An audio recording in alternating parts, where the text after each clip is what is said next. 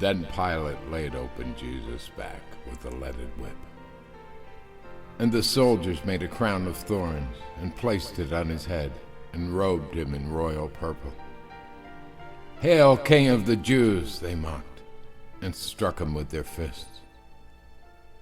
Pilate went outside again and said to the Jews, "I am going to bring him out to you now, but understand clearly that I find him not guilty."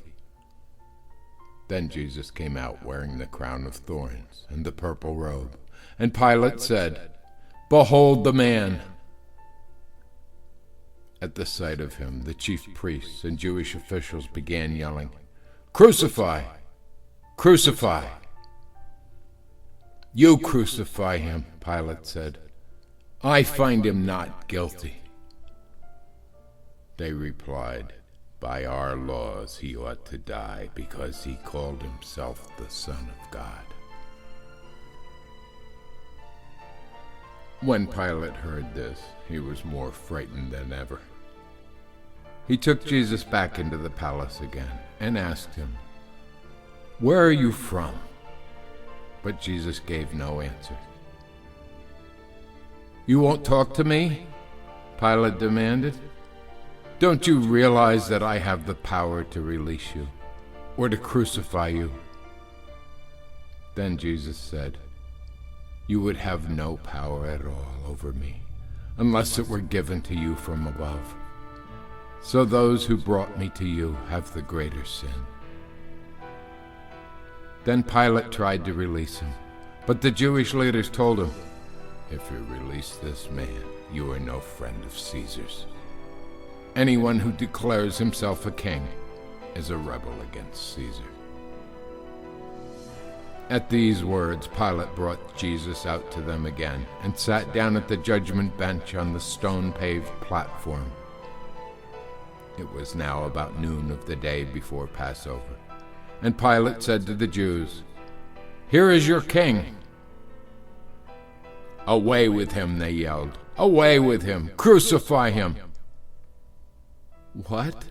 Crucify your king?" Pilate asked. "We have no king but Caesar," the chief priests shouted back. Then Pilate gave Jesus to them to be crucified. So they had him at last, and he was taken out of the city, carrying his cross to the place known as the Skull, in Hebrew, Golgotha. There they crucified him, and 2 others with him, one on either side with Jesus between them. And Pilate posted a sign over him reading, "Jesus of Nazareth, the King of the Jews." The place where Jesus was crucified was near the city, and the signboard was written in Hebrew, Latin, and Greek, so that many people read it. Then the chief priests said to Pilate, "Change it from the King of the Jews to, 'He said, I am King of the Jews.'" Pilate replied, "What I have written, I have written. It stays exactly as it is." When the soldiers had crucified Jesus, they put his garments into 4 piles, one for each of them. But they said, "Let's not tear up his robe, for it was seamless.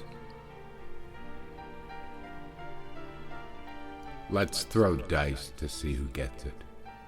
This fulfilled the scripture that says, "They divided my clothes among them and cast lots for my robe." So that is what they did. Standing near the cross were Jesus' mother Mary, his aunt, the wife of Cleopas, and Mary Magdalene. When Jesus saw his mother standing there beside me, his close friend, he said to her, "He is your son." And to me he said, "She is your mother." And from then on, I took her into my home. Jesus knew that everything was now finished, and to fulfill the scriptures said, "I'm thirsty." A jar of sour wine was sitting there, so a sponge was soaked in it and put on a hyssop branch and held up to his lips. When Jesus had tasted it, he said, "It is finished," and bowed his head and dismissed his spirit.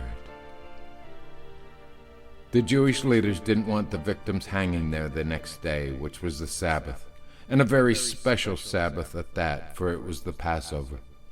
So they asked Pilate to order the legs of the men broken to hasten death. Then their bodies could be taken down. So the soldiers came and broke the legs of the 2 men crucified with Jesus. But when they came to him, they saw that he was dead already, so they didn't break his. However, one of the soldiers pierced his side with a spear, and blood and water flowed out. I saw all this myself, and have given an accurate report, so that you also can believe. The soldiers did this in fulfillment of the scripture that says, "Not one of his bones should be broken." And they shall look on him whom they pierced. Afterwards, Joseph of Arimathea, who had been a secret disciple of Jesus for fear of the Jewish leaders, boldly asked Pilate for permission to take Jesus' body down. And Pilate told him to go ahead. So he came and took it away. Nicodemus, the man who had come to Jesus at night, came too, bringing 100 pounds of embalming ointment made from myrrh and aloes. Together they wrapped Jesus' body in a long linen cloth, saturated with the spices, as is the Jewish custom of burial. The place of crucifixion was near a grove of trees, where there was a new tomb, never used before. And so, because of the need for haste before the Sabbath, and because the tomb was close at hand, they laid him there.